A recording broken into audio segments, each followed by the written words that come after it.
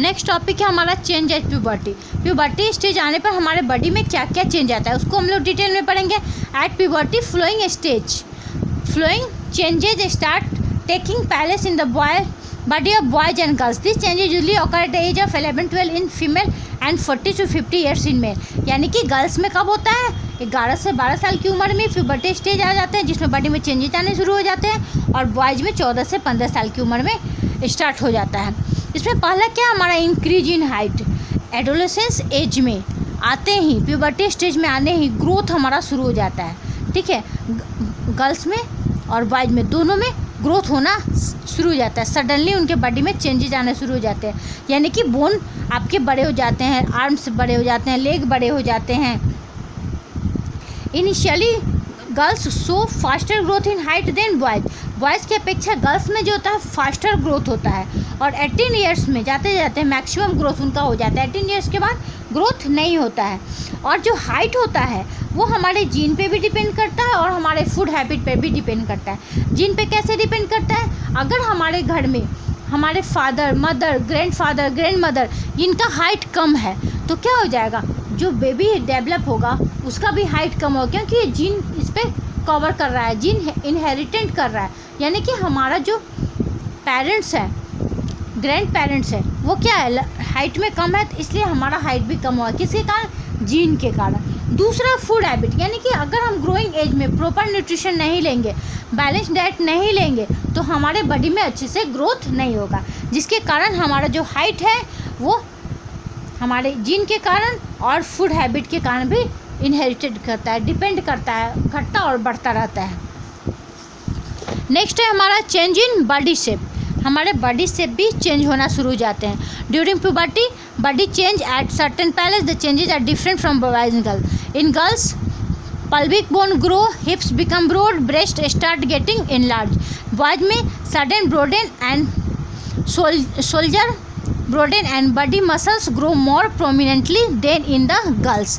Girls की अपेक्षा boys में ज़्यादा शोल्डर बड़ा हो जाता है, ब्रोड हो जाता है, मसल्स ग्रो करता है, और गर्ल्स में pelvic bone ग्रो करता है, हिप्स ब्रोड हो जाता है, साथ साथ ब्रेस्ट का फॉर्मेशन शुरू हो जाता है, यानी कि इनलार्ज होना शुरू हो जाता है। थर्ड है हमारा चेंज इन वॉइस। हमारे वॉइस में चेंजेस हो जाते हैं। At puberty the voice box, जिसको हम लोग लैरिक्स बोलते हैं, begin to grow. The voice box in boys is larger than in girls.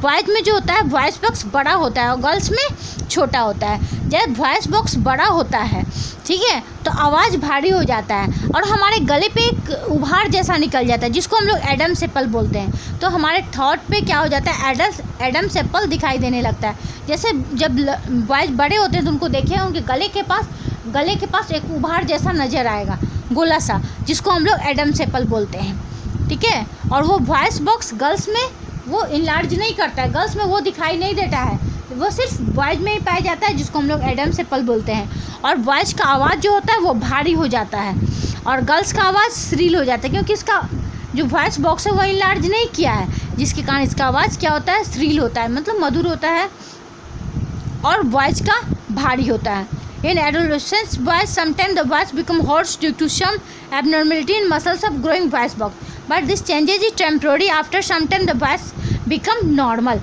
कह रहा है कि एडोलेसेंस एज में जब वॉइस बॉक्स बढ़ता है तो आवाज़ देखते हो कि नहीं, जब बच्चा, कोई भी बच्चा जब ग्रोइंग एज में रहता है, जब बड़ा होता है, जिस समय टीनेजर एज में आता है, तो उसका आवाज़ जो होता है वो भारीपन आ जाता है, अजब सा भारी सा आवाज़ निकलता है, लेकिन धीरे धीरे वो ठीक हो जाता है, वो टेम्प्रोरी रहता है। तो किसके कारण होता है, जब वॉइस बॉक्स बड़ा होता है, इनलार्ज होता है, यानी कि मस्कुलर मसल्स आपका ग्रो करने लगता है, जिसके कारण आवाज़ क्या होता है, भारी हो जाता है, लेकिन ये टेम्प्रोरी रहता है, फिर आपका आवाज़ नॉर्मल हो जाएगा।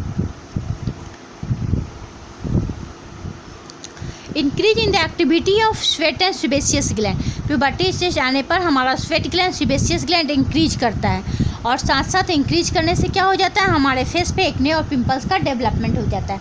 स्वेट ग्लैंड हमारे स्किन के नीचे प्रेजेंट होता है, और सीबेशियस ग्लैंड में गर्मी के दिन में हमारे बॉडी से स्वेट रिलीज होता है। साथ साथ हमारे फेस पे देखते हो वाइल सीक्रेट होता दिखाई देता है, हमारा फेस वाइली लगता है। क्यों? क्योंकि सीबेशियस ग्लैंड वाइल सीक्रेट करना शुरू कर देता है, जिसके कारण हमारा फेस वाइली लगता है।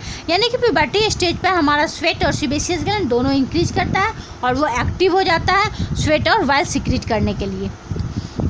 Development of sex organ, puberty stage आने पर हमारा रिप्रोडक्टिव ऑर्गन जो है वो हमारा डेवलप हो जाता है और वो फंक्शन करना शुरू कर देता है।